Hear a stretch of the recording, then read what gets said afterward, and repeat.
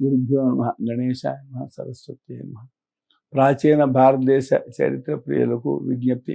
క్రీస్తుపూర్వం 4వ శతాబ్దిలో హిందూ మతం పుట్టింది అని మనకు భారతదేశ చరిత్ర పుస్తకాల్లో రాశారు. అది సత్యం కాదు. అంతకుముందు ప్రాచీన భారతదేశ చరిత్ర ఉంది అనడానికి ఎన్నో ఆధారాలు ఉన్నాయి.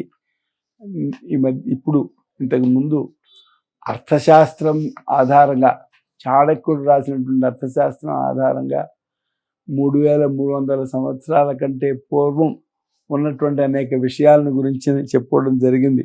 ఆనాడు నీడను బట్టి కాలాన్ని గణించే పద్ధతి ఉన్నది. ఇది జ్యోతిష గ్రంథాల్లో దొరుకుతోంది. వీటి ప్రస్తావన మనకు చాణక్యుని అర్థశాస్త్రం లభిస్తోంది. నీడ గడియారం అన్నమాట. అలాగే అంతేకాదు, నీటిని బట్టి కాలాన్ని గణించే పద్ధతి ఉన్నది. దాన్ని నీటి గడియారం అంటారు. ఈ నీటి గడియారం గురించి కూడా మనకు సూర్య సిద్ధాంత గ్రంథంలో కనబడుతోంది. కనుక చాణక్యుని కాలానికే ఈ గడియారాలు ఉన్నాయి అనే విషయం మనకి తెలుస్తుంది.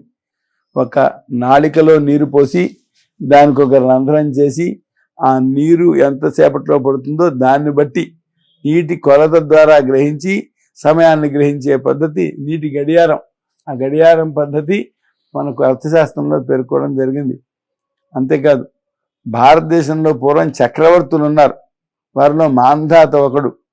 యావత్ సూర్య ఉదయతే యావచ్చ ప్రతిష్టతి సర్వం తద్యౌవనాస్పస్య మాంధాతు క్షేత్రముచ్యతే అని బ్రహ్మాండ పురాణంలో ఉపోద్ఘాత పాదంలో చెప్పారు. అంటే సూర్యుడు ఎక్కడైతే ఉదయిస్తున్నాడో, సూర్యుడు ఎక్కడ అస్తమిస్తున్నాడో ఆ మొత్తం సూర్యుడు ఉదయించే ప్రదేశం నుండి సూర్యుడు అస్తమించేటువంటి ప్రదేశం వరకు కూడా యౌవనాశ్వుని యొక్క కుమారుడైనటువంటి మాంధాత యొక్క పాలన ప్రదేశము అని చెప్పారు. బ్రహ్మాండ పురాణంలో చెప్పారు. అంటే మనకి చక్రవర్తులు ఉన్నారు. ఆ చక్రవర్తుల్లో ఈ మాంధాత ఒకడు. వాడు అంత పెద్ద దేశాన్ని పాలించారన్నమాట.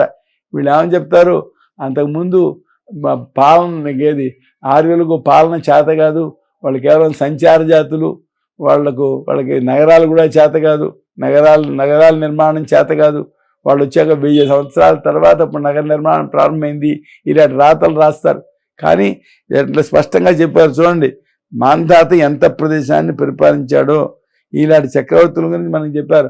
హరిశ్చంద్రో నలో రాజా పురుకుత్స పురూరవ సాగర కార్తవీర్యశ్చ షడైతే చక్రవర్తి. వీళ్ళు 7 చక్రవర్తులు అన్నారు. అలాగే షోడశ మహారాజుల గురించి చెప్పారు. కనుక ఈ మాంధాత వంటి వాళ్ళు ఒకరిగా ఇద్దరుగా చాలామంది ఉన్నారు. వీళ్ళ చరిత్రలు మనకు దొరుకుతుంటే వీటన్నిటినీ పక్కకు పెట్టి వీళ్ళు కట్టుకథలతోటి అంతకుముందు పరిపాలన చేత కాదు, పట్టణాలు లేవు, వీళ్ళు సంచార జాతులు, ఇలాంటివి అసత్యాలు మనకు చరిత్రగా చెప్పడం జరిగింది. అంధయుగాన్ని దాన్ని కల్పించడం జరిగింది. అంధయుగం మనకి లేదు. పరిపాలన అంశాలు ఎన్నో ఉన్నాయి. ఇంతకుముందు నేను శ్రీరామ వంశం ఉంది, అలాగే శ్రీకృష్ణుని యొక్క వంశం ఉంది అని వంశాల గురించి చెప్పాను. అంతేకాదు మరికొన్ని వంశాలు కూడా ఉన్నాయి. ఆ పేర్లన్నీ దొరుకుతున్నాయి మనకి. ఎప్పటి వరకు శాతవాహనుల వరకు కూడా రాజవంశాల యొక్క పేర్లు, రాజుల పేర్లు లభిస్తున్నాయి. దృహ్యుని వంశం ఒకటి ఉంది. దృహ్యుని యొక్క కొడుకు బభ్రు, ఆయన కొడుకు సేతు, ఆయన కొడుకు ఆరబ్ధుడు, ఆయన కొడుకు గాంధారుడు. ఈ గాంధారుని పేరుతో గాంధార దేశం ఏర్పడింది. ఆఫ్ఘనిస్తాన్ ప్రాంతాన్ని మనం గాంధార దేశం అంటాం. ఈ గాంధారం అనే పేరు గాంధారుని వలన వచ్చింది. ఆయన కొడుకు ఘర్ముడు, ఆయన కొడుకు ఘృతుడు, ఇలాగా వరుసగా ఆ పరంపర అంతా ఉంది. అందులో ప్రచేతుని కొడుకు శతధర్ముడు. ఏమండి, వీరిలో మ్లేచ్ఛులకు ఉదీచ్యులకు అధిపతి అయ్యాటి శతధర్ముడు. మ్లేచ్ఛ అంటే ఏదో తిట్టు అనుకుంటారు. తిట్టు కాదు. సంస్కృతంలో ప్రతి శబ్దము ప్రకృతి ప్రత్యయము అనే విభాగంతో ఉంటుంది. ప్రకృతికి ఇది అర్థం, ప్రత్యయానికి ఇది అర్థం. ప్రకృతికి ప్రత్యయానికి సంబంధం ఇది అంటూ చాలా సూక్ష్మమైన వివేచన ఉంటుంది.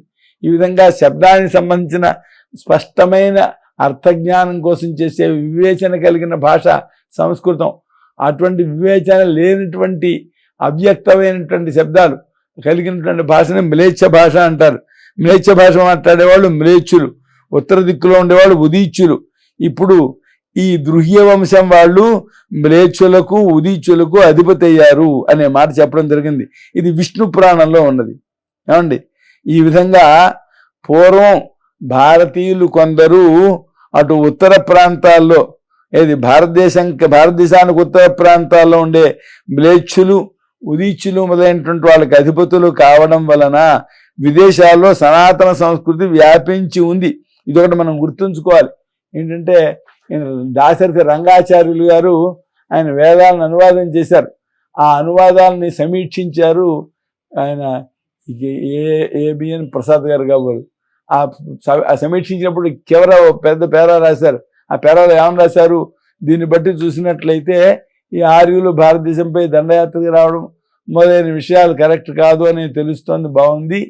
కానీ అంటే అదే వీటి వలన ఆ వృత్తాలు ఎంత లేవు. దాంట్లో వేదంలో ఆర్యులు భారతదేశానికి దండయాత్రకు వచ్చేయడం అనే వృత్తాంతాలు లేవు. కానీ మరి ఇతర దేశాల్లో ఈ సంస్కృతము ఈ విషయాలు ఉండడానికి కారణం ఏమిటి అనే ప్రశ్న వేశారు ఆయన. అంటే ఇంతకు ముందు చేసిన కల్పన ఏమిటంటే ఐరోపా వాళ్ళు ఈ ఆర్యులు ఒకే వర్గం వాళ్ళలో ఒక వర్గమైన ఆర్యులు భారతదేశానికి దాడికి వచ్చారు, అందుకనే ఐరోపా భాషలకు సంస్కృతానికి సంబంధం కనపడుతోంది అని కల్పన చేశారు. పూర్వం చెప్పుకునేవారు.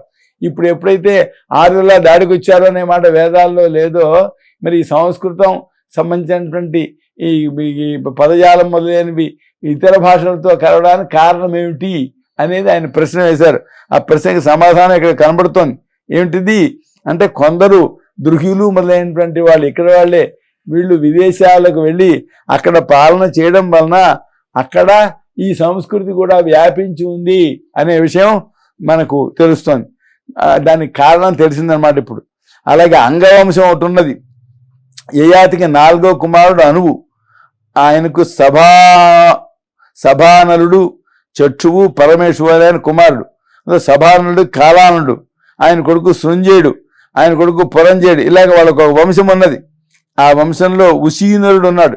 ఉసీనరుని యొక్క కుమారుడు శిబిని చక్రవర్తి అంటారు. అంటే ఆయన పెద్ద దేశాన్ని పాలించాడనమాట. ఆ శిబి, నృగుడు, నవుడు, కృమి, వర్మ అనేటువంటి వాళ్ళు ఆ ఉసీనరుని యొక్క కుమారులు.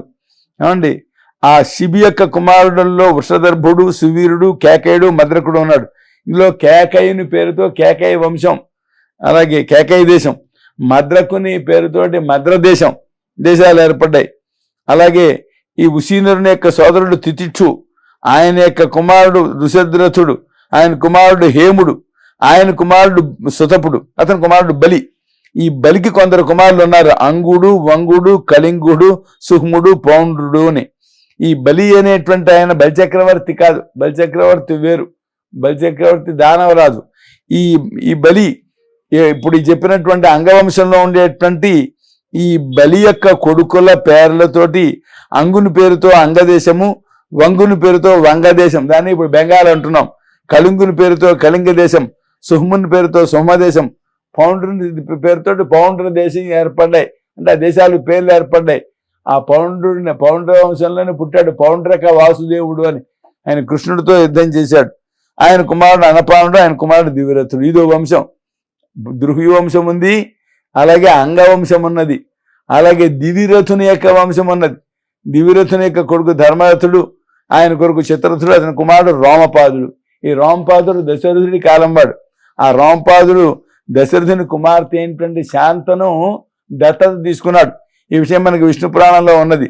అలాగే ఆయన కుమారుడు చతురంగుడు, ఆయన కుమారుడు పృథులాక్షుడు, ఆయన కుమారుడు చంపుడు. ఈ చంపుడు చంపా అనే నగరాన్ని నిర్మాణం చేశాడు. అంటే మనకి ఈ రాజవంశాలలో తమ పేరుతో దేశాన్ని నడిపిన వాళ్ళు కొందరున్నారు. అంటే దేశానికి తమ పేరే నిర్వహించిన వాళ్ళు కొందరున్నారు, ప్రత్యేకించి నగరాలు కట్టిన వాళ్ళు కొందరున్నారు. ఆయన కుమారుడు హర్యంగుడు, ఆయన కుమారుడు భద్రథుడు, అతని కుమారుడు బృహద్రథుడు. ఇలాగ వంశం సాగింది. ఈ వంశంలోనే జయద్రథుడు పుట్టాడు. జయద్రథుడు ఏమండి, అయితే ఇక్కడ గమ్మత్ జరిగింది. జయద్రథుడు ఆయన జయద్రథుడు సూత వంశంలో పుట్టినటువంటి అమ్మాయిని పెళ్లి చేసుకున్నాడు జయద్రథుడు. ఈ జయద్రథుని కుమారుడు విజయుడు, అతని కుమారుడు ధృతి, ఆయన కుమారుడు ధృతవ్రతుడు, ఆయన కుమారుడు సత్యరథుడు, ఆయన కుమారుడు అతిరథుడు, ఆయన కొడుకు కర్ణుడు. ఆయన దొరికిన కుమారుడు కర్ణుడు. అంటే కర్ణుడు సూతపుత్రుడు అంటుంటాం మనం. సూతపుత్రుడు ఎలా అయ్యాడు అంటే ఈయన వంశంలో ఈయన తండ్రి అతిరథుడు, అతిరథుని వంశంలో 1, 2, 3, 4, 5 తలాల ముందర జయద్రథుడనే ఆయన ఒక సూతవంశంలో పుట్టిన అమ్మాయిని పెళ్లి చేసినాడు. సూతవంశం అంటే వీళ్ళు శూద్రులు అంటారు. శూద్రులు అంటే తప్పేం లేదు. అసలు సూతవంశం అనేది ఒక అర్థం ఉంది. ఏమిటిది? బ్రాహ్మణ స్త్రీకి క్షత్రియుని ఎందుకు కలిగిన సంతానాన్ని సూతులు అని అంటారు. ఆ వంశంలో ఉన్న పిల్లను పెళ్ళాడాడు ఆయన జయద్రథుడు. ఆ వంశంలో ఉన్నవాడు అతిరథుడు. ఆయనకు దొరికాడు కర్ణుడు. ఆయన కుమారుడు వృషసేనుడు. కనుక కర్ణుడు అంగరాజు అయ్యాడు అంటే ఎలా అయ్యాడు? ఆయన పెద్దవాళ్ళు అంగరాజ్యాన్ని పాలిస్తే ఆ తర్వాత ఈ జయద్రథుని తర్వాత వాళ్ళ యొక్క వంశం వాళ్ళని సూత వంశంగా లెక్కించడం వలన వాళ్ళేమో రథాన్ని తోలుతూ మహారాజుల దగ్గర ఉండేవాళ్ళు. మహారాజుల దగ్గర ఉంటే అయింది మళ్ళీ దుర్యోధనుడు వాళ్ళ వంశాన్నే వాళ్ళ రాజ్యాన్నే అతనికి ఇచ్చాడనమాట. వాళ్ళ పూర్వీకులైనటువంటి అంగుడు పాలించినటువంటి దేశాన్ని మళ్ళీ అతనికి ఇవ్వడం జరిగింది. కనుక ఈ వృత్తాంతాలు మనం తెలుసుకోవాలంటే ఈ కర్ణుడు కూడా ఆ కుటుంబానికి సంబంధించినటువంటి వాడే, అంగవంశానికి సంబంధించిన వాడు అని చెప్పనేది ఇక్కడ స్పష్టమవుతున్నటువంటి అంశం. స్వస్తి.